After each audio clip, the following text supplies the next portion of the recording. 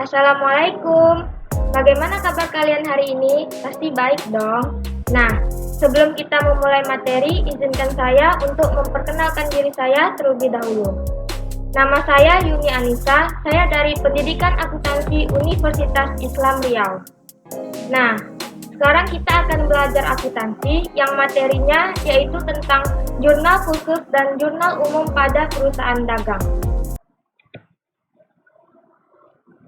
Nah, sebelum kita masuk ke contoh-contoh jurnalnya, kita akan pahami dulu apa itu pengertian jurnal khusus. Jurnal khusus adalah jurnal yang dipakai untuk mencatat berbagai transaksi yang terjadi secara berulang dan sejenis.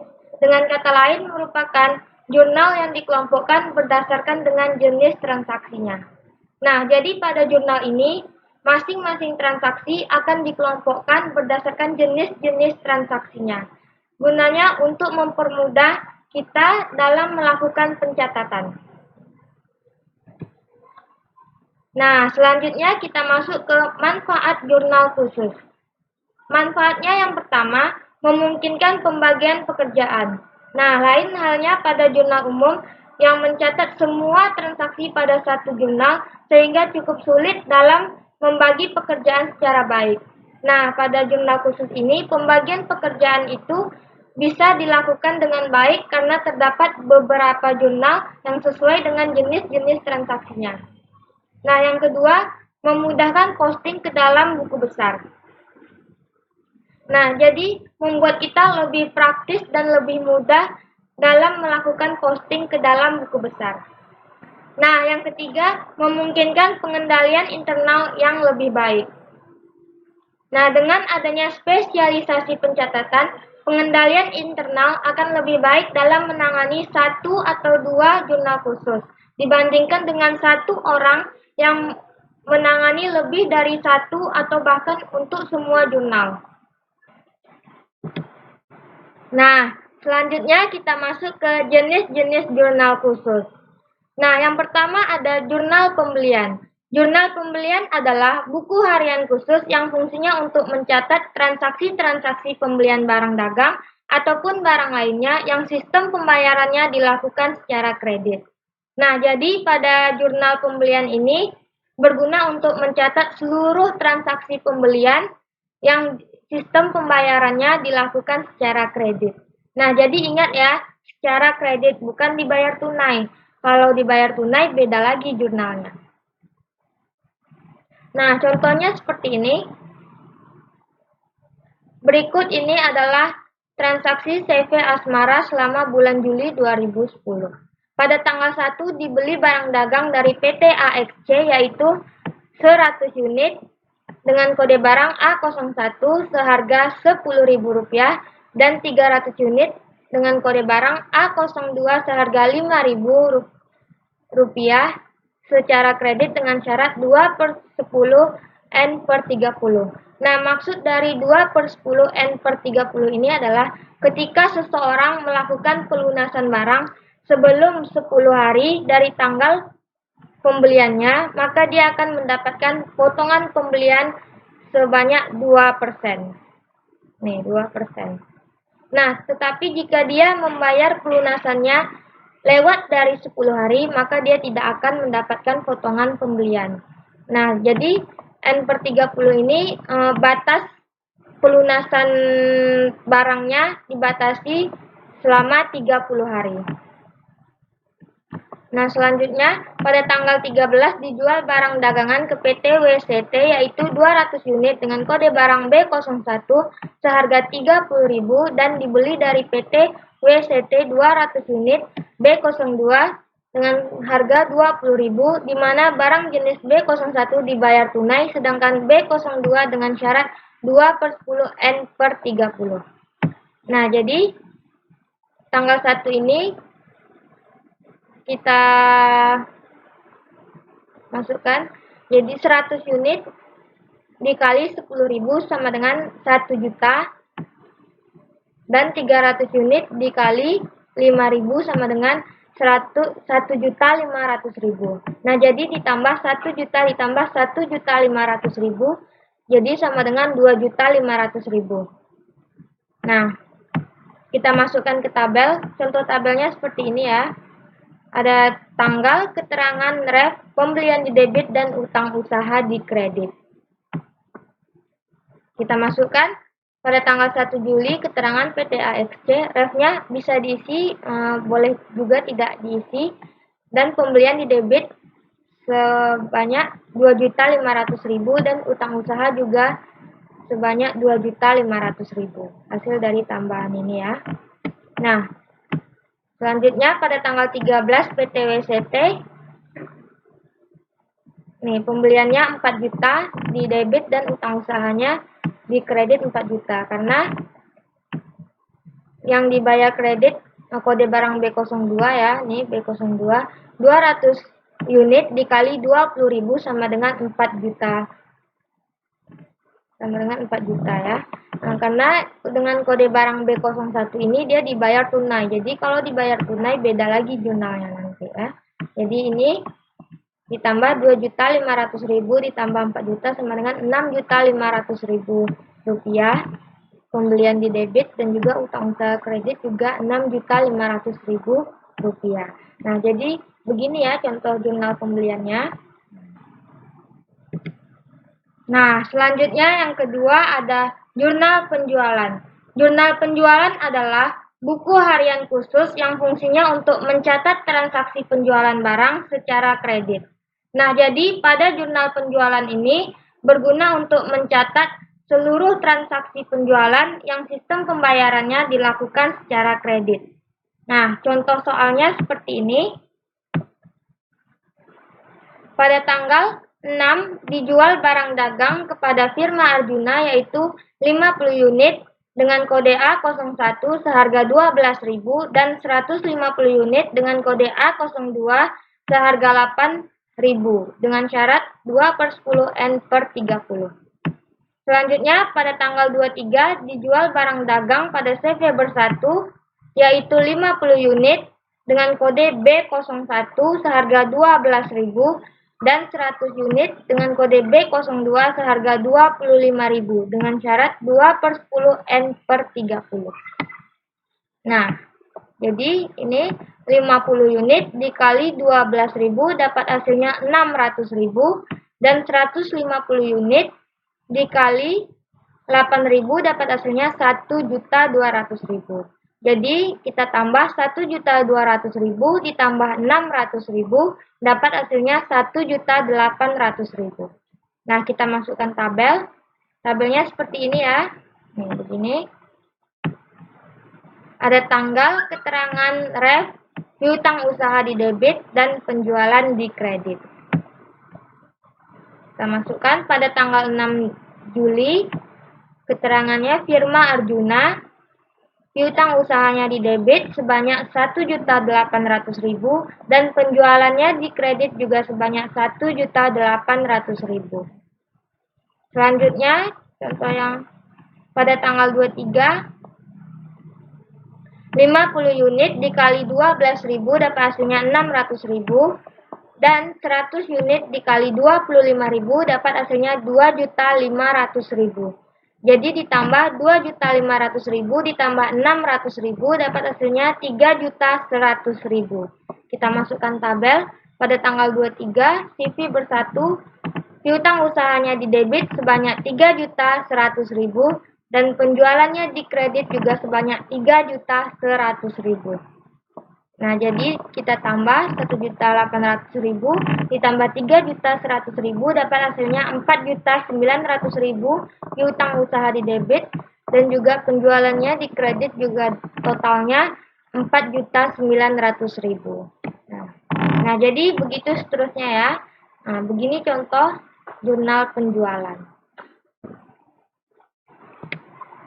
Nah, selanjutnya yang ketiga ada jurnal penerimaan kas. Jurnal penerimaan kas adalah buku harian khusus yang fungsinya untuk mencatat semua transaksi penerimaan kas dari hasil penjualan secara tunai baik berupa kas ataupun cek. Nah, jadi pada jurnal penerimaan kas ini berguna untuk mencatat seluruh kas masuk dari hasil penjualan secara tunai, baik berupa kas ataupun cek. Nah, contoh soalnya seperti ini. Saya akan menjelaskan dua contoh saja. Yang pertama, pada tanggal 4 diterima pelunasan piutang dari CV Karto sebesar 500.000 dan pada tanggal 10 diterima bunga dari Wesel sebesar 100.000. Ini contoh seterusnya, dibaca ya. Nih. Begini tabelnya. Ada tanggal, keterangan, ref, kas di debit, potongan penjualan di debit, piutang usaha di kredit, dan akun lainnya di kredit. Nah, jadi akun lainnya ini berguna untuk mencatat akun-akun yang tidak ada di tabel ini. Nah, kita masukkan ke tabel. Pada tanggal 4 Juli, CV Karto, kas di debit sebesar 500.000 dan piutang usaha di kredit sebesar 500.000. Selanjutnya, pada tanggal 10, pendapatan bunga, kas di debit sebesar 100.000 dan akun lainnya di kredit juga sebesar 100.000. Karena dia tidak ada di tabel ini ya, pendapatan bunga. Jadi, dimasukkan ke akun lainnya. Nah, begitu seterusnya, jika ada potongan penjualan, dimasukkan ke dalam potongan penjualan di debit, berapa, dan kasnya juga di debit berapa, dan juga piutang usahanya di debit berapa, dan begitu seterusnya. Lalu ditotalkan, hasil total debit dan kreditnya harus balance ya. Nah, jadi begini ya contoh jurnal penerimaan kas. Bisa dipahami ya. Nah, selanjutnya yang keempat ada jurnal pengeluaran kas. Jurnal pengeluaran kas adalah buku harian khusus yang fungsinya untuk mencatat semua transaksi pembayaran hutang, pembayaran beban, dan seterusnya secara tunai, baik menggunakan cek ataupun kas. Nah, jadi pada jurnal pengeluaran kas ini berguna untuk mencatat seluruh transaksi yang mengakibatkan kas keluar. Contohnya seperti pembayaran hutang, pembayaran beban, dan lain-lain yang dibayar secara tunai, baik menggunakan kas ataupun cek. Nah, contohnya seperti ini. Saya akan membacakan dua contoh saja. Nih, pada tanggal 3 dibayar biaya listrik, telepon, dan air untuk bulan Juli masing-masing sebesar 150.000, 125.000, dan 75.000. Yang selanjutnya, pada tanggal 8 dibayar biaya sewa gedung sebesar 500.000 untuk bulan Juli. Nah, baik, langsung kita lakukan pencatatan. Tabelnya seperti ini ya. Tanggal, keterangan, ref, utang usaha di debit, akun lainnya di debit, potongan pembelian di kredit, dan kas di kredit. Kita masukkan ke tabel. Pada tanggal 3 Juli, biaya LTA, singkatan dari listrik, telepon, dan air. Akun lainnya di debit sebesar 350.000 dan kasnya di kredit sebesar 350.000. Dapatnya dari sini 150.000 ditambah 125.000 dan ditambah 75.000, jadi dapat hasilnya 350.000. Nah, pada tanggal 8 biaya sewa, akun lainnya di debit sebesar 500.000 dan kas di kredit sebesar 500.000 juga. Nah, begitu seterusnya, dipelajari contoh yang lainnya ya. Nah, kalau sudah selesai, ditotal semua hasilnya. Hasil debit dan kreditnya harus balance ya, seperti ini.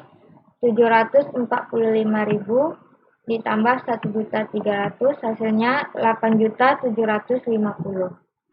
Nah, di kredit juga hasilnya 8.750.000. Nah, jadi begini contohnya.